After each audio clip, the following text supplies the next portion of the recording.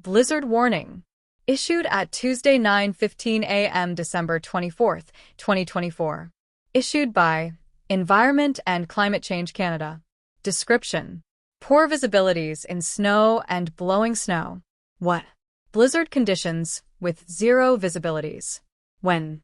This morning until midday Tuesday. Additional information. A blizzard warning is issued when winds are expected to produce blowing snow with widespread visibilities of 400 meters or less for at least 6 hours. Hashtag. Visibility will be suddenly reduced to near zero at times in heavy snow and blowing snow. Please continue to monitor alerts and forecasts issued by Environment Canada. To report severe weather, send an email to QStorm@EC.GC.ca or tweet reports using hashtag QCStorm. Recommended action. Limit outdoor activities.